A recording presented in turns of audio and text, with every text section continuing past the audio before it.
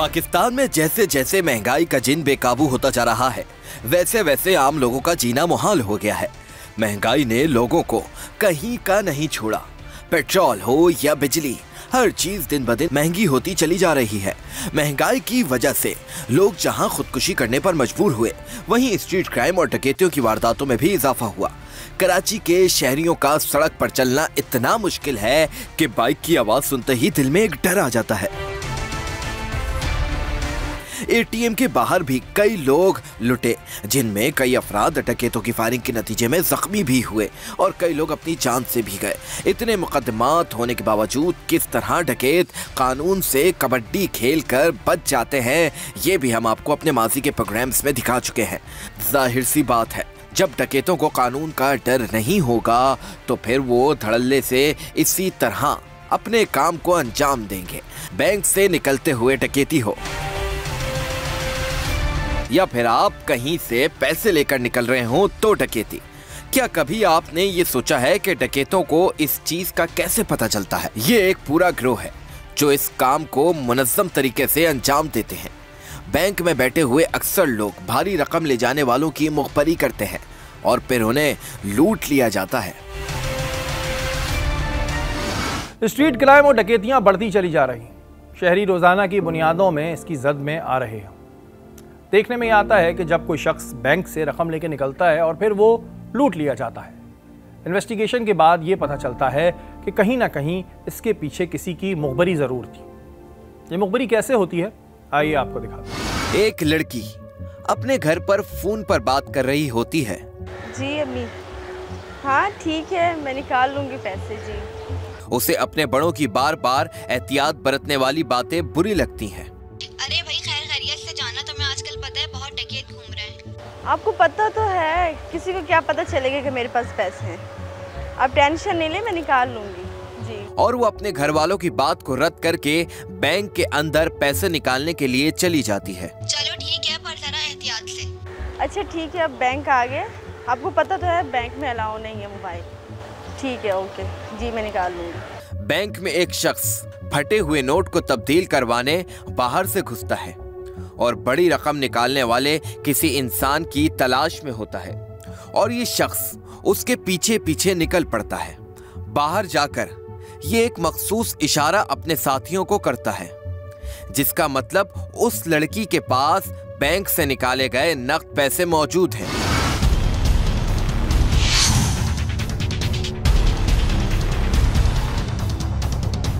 ये लड़की रिक्शा रोक रही होती है कि अचानक दो बाइक्स पर 4 मुल्जिमान असलहे के जोर पर लूट लेते हैं।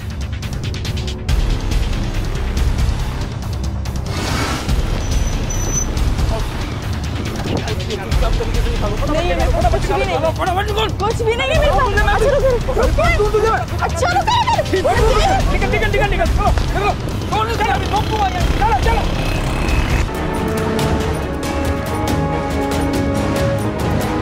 इस लड़की के पास रोने के अलावा कोई और चारा नहीं।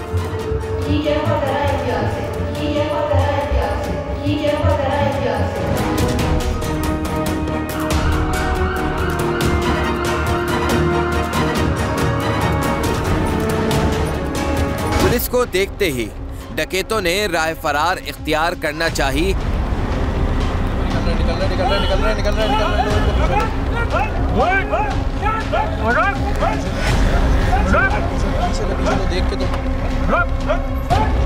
पुलिस ने बड़ी महारत के साथ इन 2 डकैतों को पकड़ लिया। ये देखें जी, इस वक्त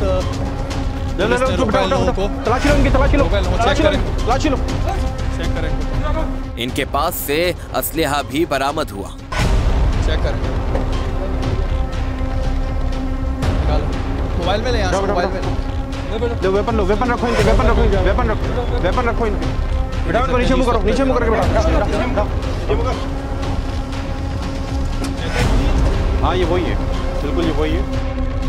एक ऐसी ही इंफॉर्मेशन हमें साउथ जोन के इलाके से मौसूल हुई, जहां पर एक शख्स से असलहे के जोर पर 70 लाख रुपए लूटे गए।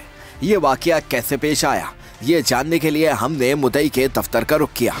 नाज़रीन, कराची में हम अक्सर सुनते रहते हैं कि छीना झपटी के वाक़यात और होते हैं, स्ट्रीट क्राइम के वाक़यात और होते हैं। वहीं कुछ लोगों के साथ ऐसा भी होता है कि वो अपनी एक बड़ी रकम लेके निकलते हैं और उन्हें लूट लिया जाता है। ऐसा ही एक वाक़या कराची में अभी पेश आया है और हमारे साथ वो सहाबी मौजूद हैं जिनके साथ ये वक़ुआ हुआ है। इनसे पूछते हैं कि हुआ क्या है, क्या हुआ क्या आपके साथ? सर हुआ ये था कि 9-9:30 बजे मैं घर से एक पेमेंट लेके निकला था। एक पार्टी को मैंने देनी थी, तकरीबन 70 लाख की अमाउंट थी। तो जब मैं घर से निकला तो नॉर्मल डेज़ में जैसे निकलता था वैसे निकला मैं, कोई इशू नहीं था, सुबह का टाइम था।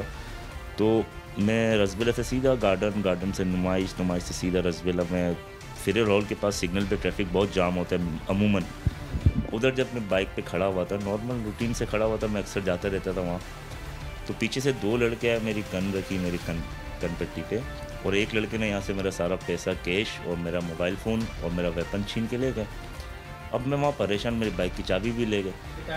ये टाइम हो रहा था तकरीबन 9:45 का टाइम था और बहुत अच्छा ट्रैफिक था। अमाउंट आपने बताया 70 लाख थी, तो आप वो 70 लाख रुपए कहाँ से ला रहे थे, किस काम के लिए लेके जा रहे थे? असल में हम प्रॉपर्टी में लेन देन करते हैं और कैश में लेन देन होता है। जैसे आज फ्लैट ख़रीदा, कल दूसरा ख़रीदा, बेचा तो कैश में बेचते हैं। ऐसे ही स्टेट पे हमने एक दिन पहले एक फ्लैट बेचा था, उसकी अमाउंट आई थी हमारे 70 लाख, और हमने डिफेंस में एक फ्लैट ख़रीदा था, उसकी पेमेंट हमें देनी थी। तो उस मद में मैं लेके जा रहा था, प्रॉपर्टी का बिजनेस करते हैं। आप किसी के पास वो पेमेंट लेके जा रहे थे? जी हाँ, बिल्कुल देने के लिए जा रहा था। एक फ्लैट की डील हुई थी तो उनको बयाना देने जा रहा था। किसने दी थी? वो पेमेंट हमारे स्टेट पे आई थी। हमने कस्टमर को एक को फ्लैट बेचा था गार्डन पे ही, तो वो लेकर आया था। तो सुबह जिसको मैंने देनी थी मैंने उसी को कॉल करी, अदरवाइज़ मैंने किसी को भी कॉल नहीं करी कि मैं पैसे लेके निकल रहा हूँ, या घर में भी किसी को नहीं पता था कि इस टाइम मैं घर से कैसे निकल रहा हूँ। आपका क्या काम है? आप इनके बिजनेस पार्टनर हैं? मेरा बहुत अच्छा दोस्त है, और उस दिन भी खाली ये और मैं थे, और कोई नहीं था, कोई काम करने वाला नहीं? कोई जिसको देने जा रहा था, लाजमी सी बात है तीसरा बंदा वही गया था जिसको पता था ये निकला। इनकी आप बीती सुनने के बाद हमने रुख किया थाना सिविल लाइन के इन्वेस्टिगेशन ऑफिस का। हम ये जानना चाहते थे कि इस वक़ुए के बाद पुलिस इस केस में क्या तफ्तीश कर रही है। SIU सिविल लाइंस ने भी हमें इस केस की सारी सूरत हाल से आगाह किया। जी नाज़रीन, अभी साउथ में एक वक़ुआ हुआ जिसमें हमने आपको दिखाया कि जिन बेचारों के साथ ये वक़ुआ हुआ है उनका भी बयान अभी हमने आपको दिखाया, उनसे भी हमने बात की। अभी सिविल लाइन के SIO शफकत साहब हमारे साथ मौजूद हैं। इनसे पूछते हैं कि अब तक क्या उस पर फर्दर काम हुआ है। शफकत साहब, क्या अब तक फर्दर आपने चीज़ें कलेक्ट की हैं इस वक़ुए के हवाले से? जैसे ही मुद्दई हमारे पास आया था सुबह के टाइम, तो उसने अपने इंसिडेंट बताया, तो हमें एक डाउट क्रिएट हो गया था कि भाई एक 70 लाख की डकैती, बाइक पे पैसे लेके जा रहा है, शॉपर में बंद हैं, और उसके साथ वेपन भी था और मोबाइल फ़ोन भी थी। तो उसको हमने मुख्तलिफ़ पहलुओं से केस को हमने इंट्रोगेट किया, इन्वेस्टिगेशन की। तो हम पहले साहब इंसिडेंट पे गए, वहाँ पे हमें CCTV कैमरा की मदद से हमें कुछ ट्रेसिंग हुई। अच्छा, CCTV में कुछ आया है, ट्रेसिंग आई है? जी, CCTV में कुछ पिक्स आई थी जो बिल्कुल यानी कि एक बुलेट टाइप की थी, उसमें कोई ऐसे उनकी प्रॉपर वो पिक्स वगैरह नहीं आई थी। लेकिन हमने फिर भी अपने IT के मदद से और GM फैंसी की मदद से हमने केस को ट्रेस कर लिया था। तकनीकी बुनियादों पर इस केस की तफ्तीश जारी थी कि अचानक पुलिस के हाथों एक सुराग लगा।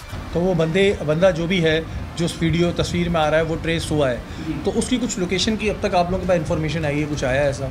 हाँ, उसको फिर हमने उस टाइम के हिसाब से हमने GM फेंसिंग की थी, तो उसकी मदद से हमने एक बंदे तक उसको ट्रेस कर लिया। अभी ज़ाहिर है ये चीज़ें सामने आई हैं, और अभी जैसे कि पुलिस ने बताया कि एक बंदा ट्रेस हुआ है, और जब उस बंदे को डेफिनेटली पकड़ेंगे तो फिर बहुत सारी चीज़ें और भी हमारे सामने आएंगी। इस डकैती की वारदात में मुलव्वस एक शख्स की लोकेशन पुलिस को मिली, जिस पर फौरी तौर पर पुलिस ने इस जगह पर पहुंचने का फैसला किया।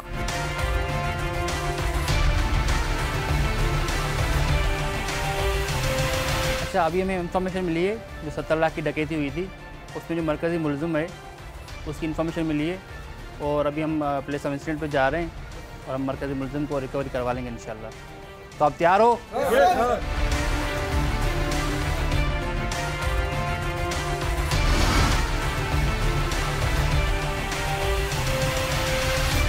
ये शख्स एक होटल पर मौजूद था, जहां पर पुलिस ने पहुंचते ही इस शख्स को हिरासत में ले लिया। आ जाओ, आ जाओ, आ जाओ, चुप करके आ जाओ, बैठो गाड़ी में। भाई कहाँ लेके जा रहे हो? बैठाओ उसको, बैठ गाड़ी में। थाने लाने के बाद इस शख्स से तफ्तीश शुरू की गई। क्या नाम है तुम्हारा? बिलाल। बिलाल। बिलाल क्या काम करते हो? प्रॉपर्टी का काम करते हैं। प्रॉपर्टी का काम करते हो। नहीं जानते हो? नहीं, पहली मर्तबा देखा है। नहीं जानते? आप जानते हैं? तो कुछ शक्ल याद आ रही? क्या किया था? यही था वो बंदा? यही था, बिल्कुल यही था। इसी ने मेरे पैसे भी छीने थे, मेरा मोबाइल भी इसी ने निकाला था जेब से और मेरा वेपन भी इसी ने लिया था। बिल्कुल जी बिलाल साहब, डकैती मारी? मैं नहीं था सर, कोई और था ये। कोई और होगा। तुम नहीं थे? नहीं सर। पक्की बात है? जी। सीसीटीवी फुटेज देखने के बाद इसने अपना जुर्म कबूल किया क्योंकि उसके पास कोई दूसरा रास्ता न था। अच्छा, सीसीटीवी का मतलब जानते हो? पहले ही बताओ। सीसीटीवी बिल्कुल जानता है। अक्सर चेहरे आए थे बड़े बड़ों के। चलो देखना शुरू करते हैं। हाँ सर मैं ही हुई है। अच्छा चलो, अब तो तुम्हें याददाश्त आ गई है। क्यों मारी थी डकैती? कहाँ है 70 लाख रुपए? बाकी मुल्जिमान के बारे में भी इस शख्स ने हमें बताया। 2 लड़के और थे शामिल इसमें। तो वो कौन कौन थे? क्या नाम था उनका? एक का नाम था आसिफ और एक का नाम था काशिफ। आसिफ, काशिफ। तुम्हें कितने पैसे मिले? हमने मिल के जो है ना वो तकसीम किए हैं बराबर। टच कहाँ से मिली थी? टच एक बंदा और है। आसिफ को पता थी टच? टच किसने बताई? आसिफ को पता? आसिफ को पता थी। ठीक है, आसिफ ने टच दी थी। आसिफ। कहाँ है आसिफ लोग? ये दोनों सवात में, आसिफ और काशिफ। सवात में? सवात में। इनसे जो पिस्टल लिया था बेरिटा और जो मोबाइल था, मोबाइल कौन सा था आपका? 14 Pro Max। कितने की कीमत कितनी है? 5.5 लाख। 5.5 लाख का मोबाइल, 5.5 लाख की गन है वो मेरे ख्याल से। 4 लाख की कितने की चल रही है? 4 लाख की। वो 5.5 लाख का मोबाइल और 4 लाख की गन का है। सर गन तो जो है ना वो हाथ में आई, जैसे नाले में फेंक दी थी हमने। मोबाइल भी नाले में फेंक दिया? मोबाइल बैग था एक, उसमें साथ मोबाइल भी था, वो भी सब नाले में फेंक दिया। नाले में फेंक दिया? नाले में फेंक दिया। 9 लाख रुपए की चीज़ तुमने नाले में फेंक दी? क्यों फेंक दी? मोबाइल से पकड़े जाते हैं? नाले में फेंक दिया, हम घबरा गए थे, हम बस वहाँ से जो है ना वो गिरा। तो भी ये समझ आ गया ना कि मोबाइल से नाले में, वो मोबाइल से पकड़े जाते हैं, ट्रेस हो जाते हैं। मोबाइल से ट्रेस हो जाते हैं। ट्रेस हो जाते हैं मोबाइल। और ये बता रहे हैं कि जी नाले में फेंक दिए, यानी कि 9 लाख रुपए तक का सामान नाले में फेंक दिया just because of you mobile से ये लोग ट्रेस हो जाते हैं। गन इन्होंने ये सोचा होगा कि डेफिनेटली इनके नाम पे वेपन है, इनके नाम पे लाइसेंस है, कहीं पकड़े जाएंगे लाइसेंस नंबर थ्रू ना हो, वो भी नाला भी चेक करेंगे कि कहाँ पर फेंका है। लेकिन अभी जो 2 मुल्जिमान मजीद हैं वो उस वक्त सवाल। बकाया 2 मुल्जिमान सवात भाग गए, जिन्हें साउथ जोन की इन्वेस्टिगेशन टीम कुछ पैसों और मोबाइल फोन्स के साथ गिरफ्तार करने में कामयाब हो गई। और यकीनन ये एक बड़ी कामयाबी थी कि एक सूबे से बाहर दूसरे सूबे से मुल्जिमान को गिरफ्तार करना है, जिसमें बेपनाह मुश्किलात आती हैं। इन मुल्जिमान को सवात के गांव से पुलिस गिरफ्तार कर चुकी थी। ये एक बड़ी कार्रवाई थी क्योंकि हमें ये मालूम हुआ था कि इन लोगों के पास से पैसा और कुछ सामान बरामद हुआ है जो शख्स से लूटा गया था। हम बड़ी बेसब्री से इन मुल्जिमान के कराची आने का इंतजार कर रहे थे।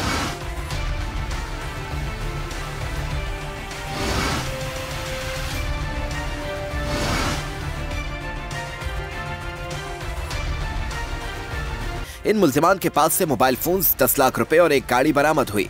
जी नाज़रीन, पुलिस ने जाकर उन मुल्जिमान को सवात से गिरफ्तार किया। सवात से गिरफ्तार होने के बाद वो मुल्जिमान जो हैं आ चुके हैं। उनके पास से ये अभी कितने की रिकवरी हुई है शफकत साहब? ये 10 लाख रुपए कैश है और 7 मोबाइल हैं। 7 मोबाइल रिकवर हुए हैं। उसके अलावा ये एक पिस्टल भी इनके पास से रिकवर हुआ है। क्या नाम है तुम्हारा? आसिफ नाम है। आसिफ नाम है। तुम्हारा? काशिफ। काशिफ। जानते हो? जी हाँ। जानते हो ना? जी हाँ। झूठ तो बोलने की अब जरूरत नहीं है। नहीं। इन मुल्जिमान से जब असल किरदार का पता लगा तो मुद्दई और हम दोनों हैरान थे। उनके मुताबिक ये वही शख्स था जिसे पेमेंट देने जानी थी और उसने ही इन मुल्जिमान को इसकी मुखबरी की थी। मुझे इनके घर के बारे में जो है फैसल ने बताया। फैसल ने बताया? जी हाँ। फैसल कौन है? फैसल कौन बंदा है? काम करता है हमारे साथ, मेरे कस्टमर है। नहीं, जिसको ये पैसे आप देने जा रहे थे वही फैसल है? वही पैसा। ठीक है जी, वो वाली बात शफकत साहब, फैसल नहीं टच की थी इनको। वो वाली बात ठीक हो गई है। कोई ना कोई है। अब ये बड़ा हम कंफ्यूज थे कि अपने घर से निकले तो कौन होगा। फैसल से किस तरह जानते हो फैसल को? सर वो पहले उनके साथ मतलब हल्की फुल्की सलाम थी, फिर उसके बाद जो हम लोग छोटी मोटी डिगेटी करते थे। फिर उनका आइडिया, उन्होंने बोला कि भाई इसी तरह का प्लान है ये कि आपस में हम लोग जो है तीनों बांट लेंगे। तो जब फैसल ने तुम्हें बताया कि ये पैसे लेके निकलेंगे 70 लाख, पता था 70 लाख ही लेके निकलेंगे? जी हाँ, ये पक्की कंफर्म इंफॉर्मेशन थी। जी। इनके घर से पीछा करना शुरू किया तुमने? जी हाँ, इनके घर से पीछा करना किस तरह करना शुरू किया? इनके घर से ही निकले थे, इनके साथ साथ ही, मतलब इनके पीछे पीछे थे। और फिर कहाँ जी हाँ, सिग्नल पे जाकर लूटा। सिग्नल पे लूट लिया। जी हाँ। वो 70 लाख रुपए कहाँ गए? बिलाल भी हमारे साथ था, हम निकले तो तीनों साथ ही थे। नहीं, ये जो फैसल तुमने बताया कि फैसल ने इनके बारे में बताया है, तो वो पैसे किस किस में बटे? बिलाल फैसल ने बताया, फैसल बिलाल ने और तुम भी, तीन तो साथ थे ना? जी हाँ जी हाँ, फैसल ने आधे जिसने फैसल बताया को- था उसने जी हाँ। कितने पैसे लिए पूछ रहा हूँ? आधे लिए थे उन्होंने, हमने आपस 35 में लाख रुपए उसने आधे लिए थे? जी हाँ, आधे उसके बाद आधे सवाल से बांटे। आगे क्यों भागे तुम लोग? हम लोग ने कहा वहाँ पर हम जाएंगे, हम बच जाएंगे इस वजह से। बच जाते हैं ऐसे डकैतियां मार के? पहले बंद हुए हो? नहीं, ये इसका कोई रिकॉर्ड आ रहा है? जी, इसका क्रिमिनल रिकॉर्ड आ रहा है। और इससे इसका भी आ पहले रहा है? 3-4 मरतबा बंद हुआ है। पहले 3-4 दफा बंद हुए हो और अब यहाँ पे झूठ बोल लो। और ये मास्टरमाइंड है। तो ये मास्टरमाइंड है। फैसल कहाँ मिलेगा? सर पता फैसल नहीं। की कोई इन्फॉर्मेशन है आप लोगों के पास? जी, कुछ उसकी इन्फॉर्मेशन है, उसको भी हम ट्रेस कर रहे हैं। ठीक है। इंशाल्लाह उसको भी जल्दी गिरफ्तार कर देंगे। और ये गाड़ी जो इन लोगों ने खरीदी थी, जिस दिन डकैती की थी उसके रात ही इन्होंने खरीद की थी गाड़ी, उसी पैसों में से। 16 लाख की गाड़ी खरीदी थी, उसी गाड़ी में गए सवार हैं? उसी गाड़ी में गए? जी, उसी गाड़ी में सवार भी चले गए, 16 लाख रुपए वहाँ कर दिए। उन लोगों से बात हुई जिनसे गाड़ी इन्होंने ली है? जी, उनसे भी रब्ता किया है हमने। उनको इन्होंने कैश दिए? जी, कैश में इन्होंने पैसे दिए जी। ये मुलजमान सवाद की तरफ निकल गए थे, जिनको पुलिस ने पकड़ा। अभी फ़िलहाल 10 लाख रुपए की रिकवरी हुई है। उसके अलावा 7 मोबाइल फ़ोन हैं। और मैं तमाम लोगों से कहना चाहूँगा कि भाई अपने इर्द गिर्द नज़र रखा करें। अब हम जब से ये केस हुआ था, हम इस बात में सोच रहे थे कि आया इनकी टच किसने दी, क्योंकि बैंक के बाहर तो बहुत से ऐसे मशकूक लोग खड़े होते हैं, टच दे देते हैं, अंदर से जाके टच ले आते हैं। लेकिन क्योंकि ये शख्स अपने घर से निकले थे, इस वजह से हम परेशान थे। बहरहाल ये 2 मुलजमान पकड़े गए। पहले भी इनके ऊपर क्राइम रिकॉर्ड है और ये पहले भी जेल जा चुके हैं। और सवाद तक तो भाग गए थे, लेकिन पुलिस ने इनको सवाद से गिरफ्तार किया। पुलिस फौरी तौर पर फैसल नामी शख्स को गिरफ्तार करने के लिए निकल पड़ी और जिस जगह की लोकेशन आ रही थी वहां पर पुलिस ने रुक किया।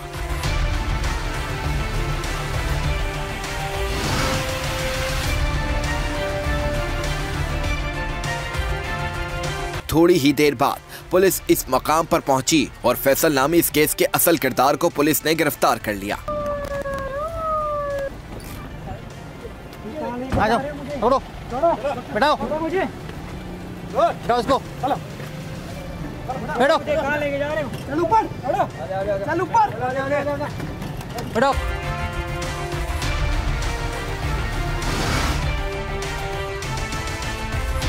थाने आने के बाद इस शख्स ने आए बाएं शाएं की। क्या नाम है तुम्हारा? फैसल। फैसल। फैसल इनको जानते हो? सामने जो साहब बैठा है, जी हाँ, जानता हूँ। क्या काम करते हैं ये? प्रॉपर्टी का कारोबार है मेरा। और तुम क्या करते हो? कारोबार है, बिजनेस है मेरा। हमारा भी प्रॉपर्टी का लेन देन? जी हाँ, ठीक है। ये तुम्हें 70 लाख रुपए देने आ रहे थे? जी हाँ, देने आ रहे थे। पता चला होगा तुम्हें छिन गए जी, मालूम हो हैं? क्यों छिनवाए? इस बारे में मालूम नहीं क्यों छीन। नहीं, तुमने नहीं छिनवाए नहीं, मैंने कोई हैं? नहीं, तुमने कोई पैसे नहीं छिनवाए? नहीं, बिलाल को, आसिफ को, इनको नहीं जानते? नहीं, मैं नहीं जानता। पक्की बात है, आसिफ को कोई तुमने टच नहीं दी? नहीं, कोई नहीं। हैं? नहीं, नहीं टच दी, ठीक है। उसे ये नहीं पता था कि उसका पूरा केस आईने की तरह पुलिस और हमारे सामने आ चुका था। शफकत साहब ज़रा बताइएगा इन साहब को कि इनके नंबर पे उनकी कितनी बात हुई? 10 मरतबा इसने कॉल की है और इससे पहले भी ये उनसे वारदातें करवाता रहा है। तो ये टच देता था, फिर अपना शेयर उनसे लेता था और वो सारे क्राइम करते रहते थे। 35 लाख रुपए नहीं लिए तुमने? नहीं सर। हैं? तो फिर टेलीफोन नंबर पे बातें कैसे आ गई? टेलीफोन नंबर पे बातें कैसे आ गई? देखो बात सुनो, अब तुम पकड़े गए हो, अब ज़्यादा उसको लंबा नहीं करो, ठीक है? जो बात है वो बताओ, जो बात है ना वो सच है वो बता दो। हाँ, वो तो तुमने बताना भी है, सबूत भी है हमारे पास। नहीं बताओगे तो भी बता दोगे। क्या हुआ था उस दिन, बताओ क्या हुआ था जब 70 लाख देने आ रहे थे? क्या आया दिमाग में? लालच आ गई? लालच आ गई थी मेरे बाप पे, सॉरी कर दूँ। सॉरी करता हूँ? जी हाँ, मैंने टच नहीं दी उनको। है? बस ये कोई सॉरी की बात है? इतनी सी बात है? ऐसे कर रो, घर की बेल बजा के भाग गए, सॉरी करता हूँ।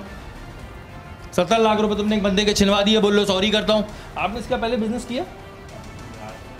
8-9 महीने से। ये कब से कराची में काम कर रहा है? ये 3-4 साल से कर रहा है यहाँ। 3-4 साल से तुम इधर बिजनेस कर रहे हो। इससे पहले कितनी डकैतियाँ पड़वाई है तुमने? इसका है रिकॉर्ड है? नहीं, इसका कोई रिकॉर्ड नहीं है। अब तक रिकॉर्ड नहीं था, लेकिन आ गया। और अभी मैं से क्या बात करूँ, मैं सॉरी करता हूँ, मैं ये करता हूँ, ऐसी कोई बच्चों वाली बातें कर रहे हैं, सॉरी करता हूँ, फिर घर की बेल बजाए गए थे, अब बच्चों ने आपस में लड़ाई कर ली, मैं उसका अब्बू में आके सॉरी कर रहा हूँ। ये इनके साथ बिजनेस पे डील हो रही थी, बिजनेस पे डील के बाद फाइनली हुआ ये कि इन्होंने टच दे दी। टच देने के बाद अब ना जाने, वो तो ज़ाहिर है पुलिस इन्वेस्टिगेशन करेगी। 4 दिन के अंदर पुलिस ने इस केस को सॉल्व किया, ये एक बहुत बड़ी बात है। 4 से 5 दिन के अंदर, कितने दिन लगे? 4 से 5 दिन लगे आप लोगों को? कितने दिन लगे? 2 दिन में हमने कर ली। ये सवाल से लाने वाने का पूरा ड्यूरेशन पूछ रहा हूँ। उसका प्रोसेस होता है, परमिशन होती है मतलब 4 से 5 दिन में आप ये कह लें कि इस केस को इन्होंने सॉल्व किया। ये एक पुलिस की बड़ी अचीवमेंट है। और अब ज़ाहिर है जब पुलिस इसको इन्वेस्टिगेट करेगी तो पता चलेगा, पता नहीं ना जाने कितने लोगों के साथ से डकैतियाँ कराई हैं, और वो लोग जिन्होंने काम किया हो और उनके साथ ऐसा वाक़या हो तो वो भी पुलिस से रब्ता कर सकते हैं। हमने उस जगह का रुख किया जहां पर मुल्जिमान से छीनी गई पिस्तौल और मोबाइल फोन फेंका गया था। जी नाज़रीन, इस केस के SIO शफकत साहब हमारे साथ मौजूद हैं। शफकत साहब, जो मोबाइल और वेपन उस शख्स के पास से ये लोग छीन के निकले थे, यहाँ फेंका था, क्या बताया उन्होंने आपको? जी, उन्होंने इंट्रोगेशन में ये बताया था कि उन्होंने जैसे ही डकैती करके वो जैसे ही घर की तरफ डंप करने जा रहे थे तो उनको ख्याल आया कि भाई ये आईफोन है तो इसकी लोकेशन वगैरह ट्रेस हो जाएगी, और वेपन जो है वो लाइसेंस है, तो उन्होंने वो यहाँ पे फेंक दिया ताकि उनकी कोई लोकेशन वगैरह क्लू नहीं मिले। तो यहाँ पे फेंक के वो आगे उनका घर है, तो नाले में फेंक के वो उन्होंने जो डकैती वाले पैसे थे 70 लाख रुपये उन्होंने वहाँ पे डंप कर दिए। अच्छा, ये उन्होंने यहाँ पर आके पहले ऑन किया था, वही जो लोकेशन की मदद से हमें फिर घर का पता चला, लेकिन इस वजह से डर के उन्होंने फेंक दिया कि मोबाइल ट्रेस हो जाता है। इतनी भी अकलें हैं उन्होंने। हाँ बिल्कुल बिल्कुल, वो बिल्कुल प्रोफेशनल हैं और उनकी पूरी गैंग है, और पता नहीं वो तकरीबन मेरे ख्याल में 4-5 केसों में पहले भी गिरफ्तार हो चुके हैं। तो दौरान इंट्रोगेशन उन्होंने तकरीबन 20-25 वारदातों की वो की है। 9mm में कौन सा था? 9mm था, लाइसेंस था, हाँ बरीटा का, वो कंप्लेनेंट का था। वो उनको पता था कि ये अगर हम किसी और क्राइम में यूज़ करेंगे तो हम पकड़ जाएंगे, ये भी उनको पता था। ये भी तो प्रोफेशनल क्रिमिनल्स होते हैं, इनको सारी चीज़ों का मालूम होता है। तो जैसे ही वहाँ से वो वारदात करके निकले थे तो इस तरफ आके उन्होंने मोबाइल एक दफ़ा ऑन किया, लेकिन जाहिर है उन्हें इस बात का डर था कि मोबाइल से पकड़े जाते हैं और वेपन भी अगर कहीं पकड़ा जाए तो पता लग जाएगा कि ये किस चीज़ में इस्तेमाल हुआ था।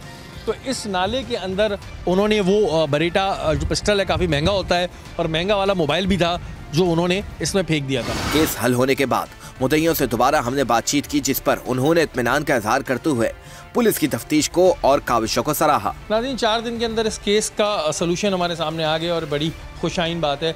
लेकिन अफसोस की बात यह है कि जो उस दिन हम इन्वेस्टिगेशन पे बात कर रहे थे कि आपके साथ जो वक़्त हुआ उसमें कौन कौन इन्वॉल्व था, अमूमन कोई ना कोई टच होती है, और टच देने वाला कौन निकला? वो निकला वही जिसको ये पेमेंट देने जा रहे थे। उम्मीद थी आपको कि यही कर देगा काम? इससे कभी पहले काम किया इसके साथ? नहीं, काम तो काफ़ी अर्से से चल रहा था, लेकिन मुझे 50% था कि ये है, लेकिन 100% श्योर भी नहीं था, क्योंकि इसलिए वो अच्छा कस्टमर था हमारा, अच्छा काम चलता था, उससे अच्छी बाइंग सेलिंग होती थी, लेकिन शक था कि यही है। तो पुलिस को जब हमने बताया कि हमें शक है इस पे, तो इन्वेस्टिगेशन वालों ने बहुत अच्छा काम करा, नो डाउट हम इससे एग्री करते हैं कि इन्वेस्टिगेशन बहुत अच्छी हुई। क्योंकि अमूमन लोग उम्मीद फ़ौरन खो देते हैं जो होता है। उम्मीद बिल्कुल भी नहीं थी, माशाल्लाह से बहुत अच्छा है लोग ने वो किया, और 4 दिन के अंदर केस सॉल्व करके बंदे सामने रख दिए कि ये सारे थे, और हमने पहचान भी कर दी कि हाँ भाई बिल्कुल यही थे। जी नाज़रीन, इस वक्त हमारे साथ SSP investigation south Abrez Ali Abbasi साहब मौजूद हैं, और अभी आपने एक कार्रवाई भी देखी कि जो लोग बैंक से निकलते हैं उसके बाद उनको स्नैच किया जाता है और उसके बाद उस गैंग को पकड़ा गया। अबरेज़ भाई, इस वक्त साउथ की क्या पोजीशन है? क्योंकि इससे पहले आपने कोरंगी में बड़ा ज़बरदस्त काम किया, इस वक्त साउथ में आप क्या देखते हैं, किस तरह के केसेस इन्वेस्टिगेशन के पास ज़्यादा आते हैं? अच्छा जी, इस तरह से है कि जिस तरह हर डिस्ट्रिक्ट का प्रोफाइल अपना होता है, तो कोरंगी का जो क्राइम का पैटर्न था और साउथ का क्राइम का pattern is a bit different. लेकिन क्योंकि ये आपको पता है इलाका भी है और वैसे भी हमारे लिए हर क्राइम इंपॉर्टेंट होता है, तो इसमें जो ख़ास तौर पे जो बैंक से रकम निकाल के जो लोग जाते हैं, और नॉर्मली वहाँ पर जो हमने तरीका वारदात देखा है उसमें नॉर्मली होता ये कि एक टचर, जिसको हम अपनी ज़बान में कहते हैं, वो वहाँ पे नॉर्मली बैठा होता है जो कि दूसरों को बताता है कि जी ये बंदा कोई कसी रकम लेकर निकल रहा है, और जैसे ही वो निकलते हैं तो वो गैंग्स ऑपरेट करते हैं और वो उनको उठा लेते हैं। अच्छा अबरेज़ साहब, ये मुझे बताइएगा कि क्या आप लोगों ने, क्योंकि इतना आप लोग इस पर इन्वेस्टिगेशन करते रहते हैं, जब भी कोई बड़ी रकम लुटती है तो ये किसी ना किसी की इन्फॉर्मेशन पे होती है या रैंडम भी हो सकती है? अच्छा, इसमें ज़्यादातर जो है, मतलब मैं वसूख के साथ कह सकता हूँ, जो मेजॉरिटी होती है वो इस तरह से होती है कि क्योंकि देखें आपकी अपनी स्पेसिफिक इन्फॉर्मेशन है कि आपने किसी चीज़ के लिए, कुछ चीज़ें तो बड़ी अपेरेंट होती हैं कि जी आपने कोई शादी है घर में तो डेफिनेटली कोई ना कोई चीज़ें, कोई सोना भी होगा उसमें और पैसे भी होंगे। लेकिन अगर कोई बैंक से आपने कोई ट्रांजैक्शन की और वो काफ़ी बड़ी रकम है, तो ऑब्वियसली या तो बैंक वालों को पता है, या उधर कोई अगर बंदा आपको ऑब्जर्व कर रहा था उसको पता है, या फिर अगर आपने वो घर में रखी है तो घर में से किसी जो आपके घर में काम करते हैं या कोई अफराद इस तरह के होंगे जो आपका और कोई भला नहीं चाहते तो वो उनको अंदाज़ा होता है। तो 90% मेरी जो मुशाहिदे में आई हैं वो कोई ना कोई क्लोज एसोसिएट होता है कि जो वो इन्फॉर्मेशन लीक करता है। अच्छा, अगर हम साउथ के इलाके में देखते हैं, ख़ास तौर पर डिफेंस क्लिफ्टन या गिजरी इस तरह के इलाके में, यहाँ पर हाउस रॉबरी भी बड़ी होती है, जिसके बाद फिर अक्सर मेड्स निकलती हैं या आपका चौकीदार या आपका काम करने वाला। अवाम कहाँ मिस्टेक करती है जो फिर उनके साथ ये वक़्वा हो जाता है और फिर उनको दो चार होना पड़ता है प्रॉब्लम से? अनफॉर्चुनेटली हमने बहुत सारी इस तरह की जो है ना अवेयरनेस कैंपेन्स भी रन की हैं कि जिस भी मेड को या किसी हाउस हेल्प को अगर आप लोग हायर करते हैं तो उसकी इन्फॉर्मेशन या उसके जो कवायफ हैं जिसमें शनाख्ती कार्ड हो गया, और हमें कंसर्न थाने को एटलीस्ट पूरी इन्फॉर्मेशन दें। आप शहरी भाई यकीन नहीं करेंगे कि बहुत सारे ऐसे केसेस में कि जो 10-10 साल से वो जो हाउस हेल्प पे काम कर रही हैं लेकिन उनका शनाख्ती कार्ड तक उन्होंने नहीं लिया। जी, हमारे बड़े भरोसे वाले लोग हैं, और क्योंकि हमारे मुशाहिदे में तो इस तरह से आया कि 10 साल हो 15 साल हो, जब बंदे का नीयत कोई ख़राब होनी होती है तो वो हो जाती है। लालच कभी भी आ जाती है। लालच कभी भी आ जाती है। अच्छा, ये जो केस हुआ था इसके लिए क्या हर्डल्स आई थी और ये केस किस तरह सॉर्ट आउट हुआ? जब हमें ये इन्फॉर्मेशन मिली तो हमने जो मरकज़ी मुलजिम है जिसका नाम बिलाल था वो हमने यहाँ पर अरेस्ट किया। अरेस्ट करने के बाद फिर हमने उसको इंटेरोगेट किया। दौरान इंटेरोगेशन ना सिर्फ उसने इंकशाफ किया बल्कि उसने बताया कि जो उसके हमराई मुलजिम हैं वो अभी सवात की तरफ जा रहे हैं, KP के प्रोविंस में वो जा रहे हैं। तो फिर हमारे लिए थोड़ा सा चैलेंज भी हो गया कि हमें फिर उनको रास्ते में से ही अप्रीवेंट करना था। फिर हमने टेक्निकल जो हमारे सोर्सेज हैं, टेक्निकल टीम है, उसको भी मूव कराया और बाकी हमने अपने SIOs को और जो लीगल प्रोसीडिंग्स थी वो पूरी की, और उनको फिर हमने जाके KPK से बाकियों को हमने गिरफ़्तार किया कि जिनसे फिर हमारे 10 लाख रुपए की रिकवरी भी हुई। और उसके अलावा इन्होंने चोरी की पैसों से एक गाड़ी खरीदी थी, उस गाड़ी की भी हमने बरामदगी करवाई, और उसके अलावा 7 मोबाइल फ़ोन थे मुख्तलिफ उनके। अच्छा, ये पहले भी क्या वारदातों में इन्वॉल्व रहे हैं? क्या इनका रिकॉर्ड कुछ आया है? जी बिल्कुल, ये महमूदाबाद में, बलोच कॉलोनी में और बाकी जगहों पर ये जो है इस तरह की वारदातें करते थे। मंशियात फरोश भी हैं और मंशियात के केसेस में भी बंद हुए हैं, और इसके अलावा बाकी इस तरह की दीगर वारदातों में भी हैं। कोई मैसेज आप देना चाहते हैं देखने में? बस ये वो क्योंकि ये केस के हवाले से और इस तरह के बहुत सारे और वक़ूए भी जो कराची में होते हैं, इट इज़ वेरी अनफॉर्चुनेट, लेकिन मैं आपको ये बताता चलूँ कि पुलिस ना सिर्फ इस चीज़ के बारे में सेंसिटिव है बल्कि हम लोग दिन रात एक करके कोशिश करते हैं कि आपका जो माल है और आपकी जो जान है और आपकी जो इज़्ज़त है उसको महफूज किया जाए और आपको भरपूर सेंस ऑफ सिक्योरिटी दी जाए। लेकिन मेरा आप लोगों से भी ये रिक्वेस्ट है कि keep a vigilant eye on all the suspicious activities that are going around you, और उसका जो बर वक्त इतला है वो पुलिस को दें और हमारे हाथ मजबूत करें। बहुत शुक्रिया, थैंक यू सो मच। जी नाज़रीन, ये तो हमारा आज का प्रोग्राम। आपने देखा कि कितनी गिरफ्तारियों के बाद पुलिस ने इस मुश्किल केस को हल किया।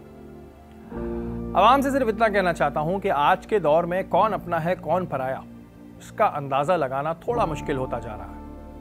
तो जब भी कोई आप रकम निकलवाएं या कोई भी ऐसी चीज़ आप करने जा रहे हो जिसमें एक बड़ा अमाउंट इन्वॉल्व हो, तो कोशिश करें कि उसकी इत्ला कम से कम लोगों को, और आप किस वक्त पे निकल रहे हैं, कहाँ से निकल रहे हैं, ये इल्म किसी को ना हो, क्योंकि ये पहला ऐसा वक़्वा नहीं है। ऐसे पहले भी कई वाक़यात हो चुके हैं, और जब इन्वेस्टिगेशन होती है तो कोई ना कोई मुखबिर ज़रूर निकलता है, और ज़्यादातर वो मुखबिर आपका अपना होता है। तो ज़रा एहतियात कीजिए।